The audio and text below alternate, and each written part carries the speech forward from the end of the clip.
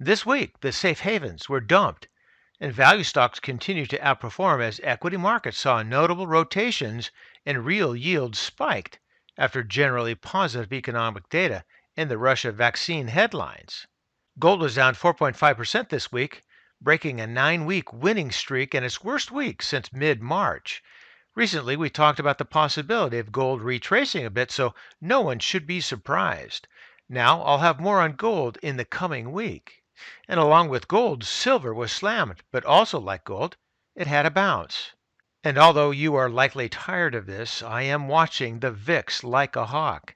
The VIX is nearing a gap that formed in late February that stretches from about 17 to 22. If the VIX closes the gap on the downside, good news, at least in the short term. If not, we continue the vigil, as I suspect that the VIX has something in store for investors. But it appears to be contained for now. And with that, let's take a look at the charts.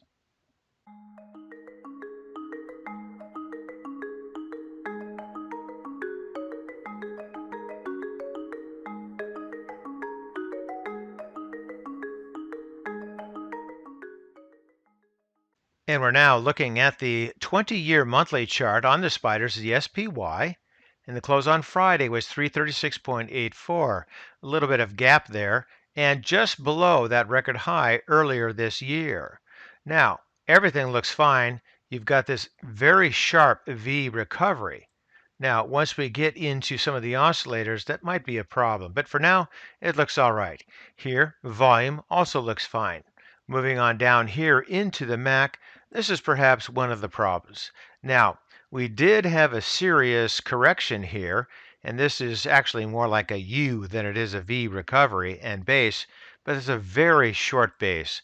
Even this here is relatively short, but it was a little bit better.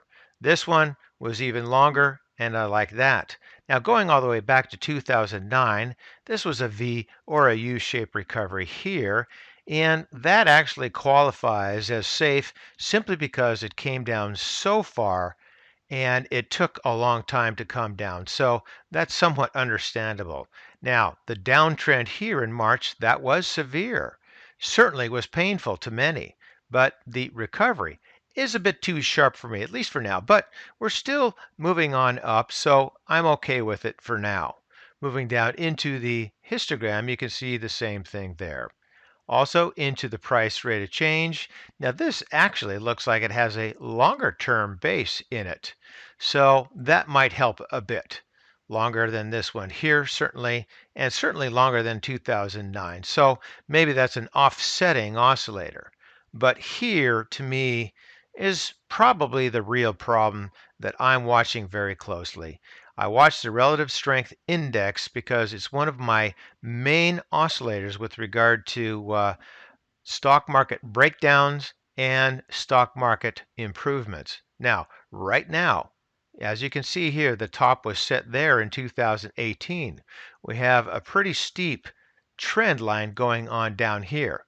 And each of these tops, here, here, and here, led to some severe downtrends. So we want to make sure that this uptrend gets past this general trend line. If not, we could have another nasty correction on our hands soon enough. So watch out for that one. Moving down here into stochastics, it looks okay for now. Into the Williams also looks fine. Now, both the stochastics and the Williams give the impression of a longer base here. Now, that again is a good sign, but I think we've got some mixed oscillators, so we still need to be cautious.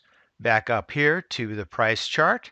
Certainly, again, we're going back to this record high that we had earlier this year. We need to surpass that. If we don't, this could be a pretty nasty double top, and that's what I'm watching out for. And for today, that's ChewDog Charts. Thank you.